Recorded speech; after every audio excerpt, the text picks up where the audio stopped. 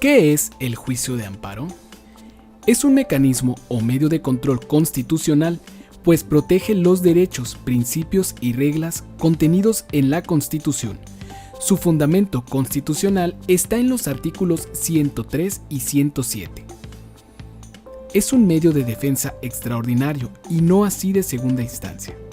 Permite a los particulares combatir actos de autoridad que les afectan en sus derechos constitucionales y excepcionalmente a la autoridad defenderse de autos o actos que dañan su patrimonio. Los principios rectores del amparo son de fuente constitucional, es decir, artículo 7. Instancia de parte agraviada, agravio personal y directo, es decir, interés legítimo. Prosecución judicial, definitividad, relatividad, es decir, interés legítimo. Estricto derecho, es decir, suplencia de la queja.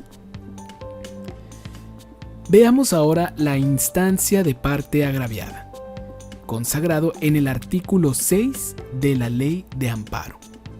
La instancia de parte agraviada implica que solo quien resiente en daño en su esfera de derechos puede instar al juicio de amparo.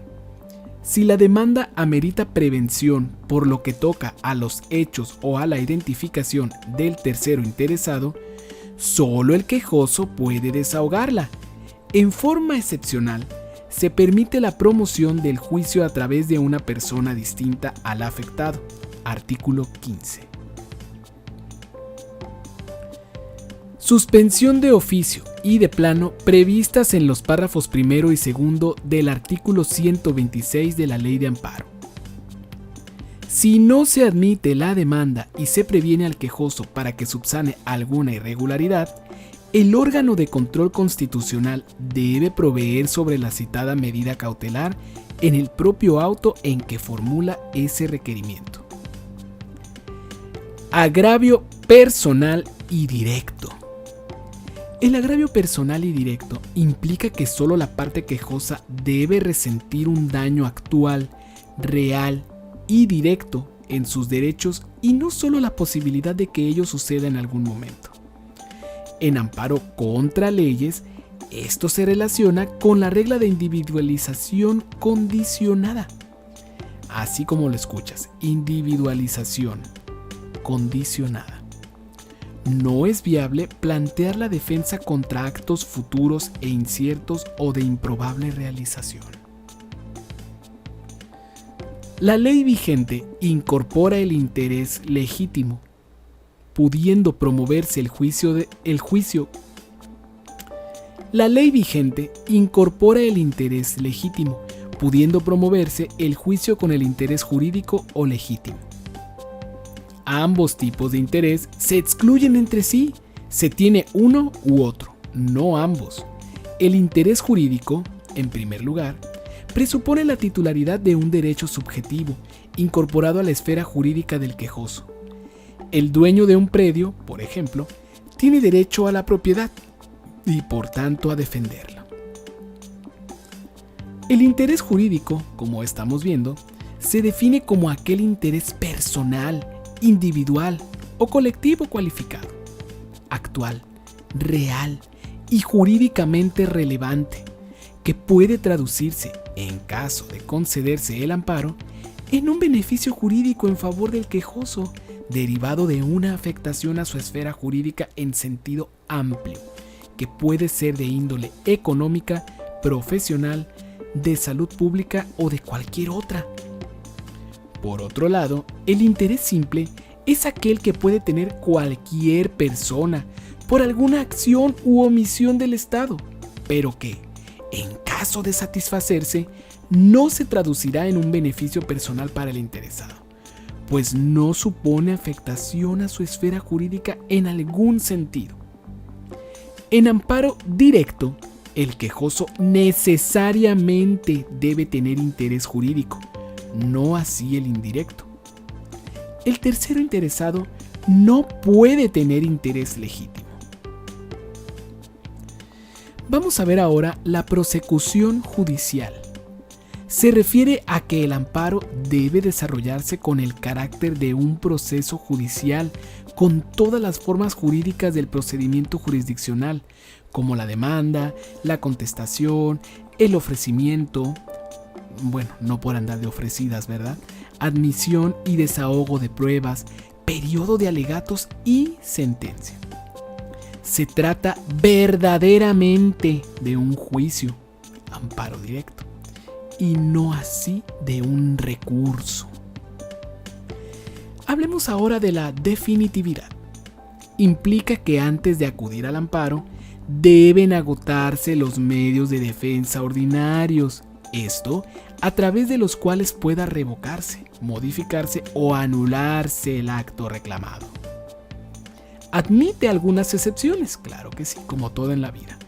En amparo indirecto, no es necesario interponer el recurso ordinario cuando se reclama la inconstitucionalidad de una norma general. El tercero extraño, por equiparación, no está obligado a interponer medios de defensa ordinarios, aun si el acto es de imposible reparación, previamente deberá agotarse el recurso ordinario. Definitividad. Excepciones a este principio en el juicio de amparo indirecto. De la interpretación literal y teológica del artículo 107, fracciones 3, 4, 7 y 12 de la Constitución Federal, así como de los artículos 37, 73, fracciones 12, 13 y 15, así como el 114 de la Ley de Amparo y de los criterios jurisprudenciales emitidos al respecto por los tribunales del Poder Judicial de la Federación, se deduce que no existe obligación de acatar el principio de definitividad que rige el juicio de amparo indirecto cuando se reclaman los siguientes actos. Pon atención. Número 1. Los que afectan a personas extrañas al juicio o al procedimiento del cual emanan. 2. Los que dentro de un juicio de ejecución. Número 2. Los que dentro de un juicio de ejecución sea de imposible reparación. Número 3. Los administrativos, respecto de los cuales la ley que los rige exija mayores requisitos de los que prevé la ley de amparo para suspender su ejecución. Número 4. Los que importen una violación a las garantías consagradas en los artículos 16 en materia penal, 19 y 20 de la Constitución Federal. Número 5. Leyes, cuando se impugnan con motivo del primer acto de aplicación. 6.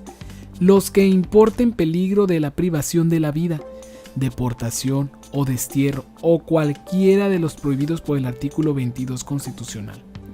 7. Actos o resoluciones respecto de los cuales la ley que los rige no prevé la suspensión de su ejecución con la interposición de los recursos o medios de defensa ordinarios que proceden en su contra. Número 8. Los que carezcan de fundamentación. Número 9. Aquellos en los que únicamente se reclamen violaciones directas a la Constitución Federal, como lo es la garantía de audiencia. Y 10. Aquellos respecto de los cuales los recursos ordinarios o medios de defensa legales, por virtud de los cuales se puede modificar, revocar o nulificar el acto reclamado, se encuentran previstos en un reglamento y en la ley que éste regula no se contempla su existencia. Son varios, son muchos, como pueden ver, aproximadamente 10. Veamos ahora la relatividad.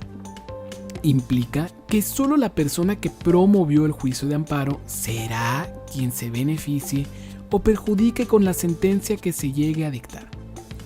Si se promovió con interés jurídico, solo el quejoso será el beneficiado directo de una sentencia protectora, pero si se promovió con interés legítimo, es posible que el efecto de amparo se extienda indirectamente a otros sujetos. Ya no puede desecharse una demanda por estimar que los efectos no podrá beneficiar al quejoso que tiene interés legítimo. Vámonos ahora al estricto derecho. Implica que el acto reclamado será analizado a partir únicamente de los argumentos propuestos por el quejoso. Admite algunas excepciones, lo cual se ve en la suplencia de la queja, el artículo 79 de la Ley de Amparo. Existe diferencia entre causa de pedir y suplir la deficiencia de la queja. Vámonos ahora a este apartado muy interesante que son las partes en el juicio de amparo, lo cual podemos ver en el artículo 5 de la Ley de Amparo. ¿Puede ser quejosa una sucesión? ¿Los particulares pueden ser autoridad responsable? ¿Y las universidades son autoridad responsables para efecto de amparo? ¿Qué sucede con los notarios respecto de las retenciones de impuestos que realizan? ¿Existe el amparo colectivo? ¿Cuántos tipos de autoridades responsables hay? ¿El tercero interesado requiere interés jurídico? Vamos a ver ahora los tipos de interés. El interés jurídico presupone la titularidad de un derecho subjetivo incorporado a la esfera jurídica del quejoso. Por ejemplo, como ya vimos, el dueño de un predio tiene derecho a la propiedad y por tanto a defenderlo. El interés jurídico se define como aquel interés personal, individual o colectivo, cualificado, actual, real y jurídicamente relevante, que puede traducirse en caso de concederse el amparo en un beneficio jurídico a favor del quejoso derivado de una afectación a su esfera jurídica en sentido amplio, que puede ser de índole económica, profesional, de salud pública o de cualquier otra. Por ejemplo, el interés que tienen quienes se benefician por los servicios ambientales que presta determinado hábitat o ecosistema.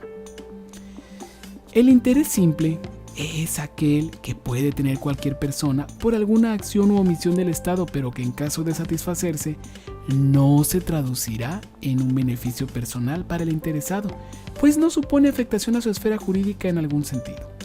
Por ejemplo, el interés que tiene el habitante de Tlaxcala respecto de las políticas ambientales relacionadas con los mares y costas, ya que Tlaxcala no tiene mares ni costas. Veamos las reglas de competencia. Artículo 33 al 40. Regla de ejecución del acto. Juez competente es aquel que tiene jurisdicción en el lugar donde el acto que se reclame deba tener ejecución, trate de ejecutarse, se esté ejecutando o se haya ejecutado. Si el acto reclamado puede tener ejecución en más de un distrito o ha comenzado a ejecutarse en uno de ellos y sigue ejecutándose en otro, es completamente competente el juez de distrito ante el que se presente la demanda. Regla de proximidad. Cuando el acto reclamado no requiere ejecución material, es competente el juez de distrito en cuya jurisdicción se haya presentado la demanda. Competencia territorial. Se refiere al territorio o circunscripción, o sea, el circuito, en el cual el órgano de amparo tiene jurisdicción. Competencia por materia. Se refiere al caso en que existen órganos de amparo especializados en alguna materia específica, por ejemplo, penal, civil, administrativa o laboral. Competencia por vía o grado. Se refiere a la distinción entre amparo directo e indirecto. Competencia auxiliar. 38 y 39 de la Ley de Amparo, los artículos. Es la posibilidad de que los jueces de primera instancia reciban la demanda, soliciten informes y suspendan los actos reclamados, si se tratare de aquellos establecidos en el artículo 39 de dicha legislación. Competencia concurrente. La competencia concurrente es una facultad excepcional que la Constitución y la Ley de Amparo otorgan a los ciudadanos para iniciar un juicio basado en la violación de garantías establecidas en los artículos 16 y 20 de la Constitución Federal en materia penal. En este tipo de juicios, el demandante puede exigir presentar su demanda de amparo ante el Tribunal Superior que haya cometido la violación o ante el juez de distrito según su interés de proteger esas garantías. Ambas autoridades son competentes para conocer la demanda, incluso si residen en el mismo lugar, siempre y cuando se trate de la violación de las garantías constitucionales mencionadas. Veamos ahora los conflictos competenciales. Son asuntos que derivan de la incompetencia advertida por un órgano de amparo. Requiere que un órgano se declare incompetente por territorio o materia y que el órgano a quien se estima incompetente no acepte la competencia declinada. Los resuelve el órgano superior a los contendientes y, en el caso de los tribunales colegiados de circuito, el pleno regional respectivo. Existe la regla de que debe atenderse a la naturaleza del acto y de la autoridad responsable. El procedimiento es diferenciado si se trata de un conflicto entre jueces y, si lo es, entre tribunales colegiados. Vamos ahora a un punto muy específico y muy, vamos a decirlo de esta forma, muy dilucidado.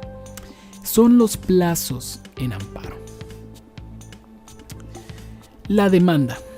Plazos: 15 días, 8 años, sentencia condenatoria definitiva penal que imponga prisión.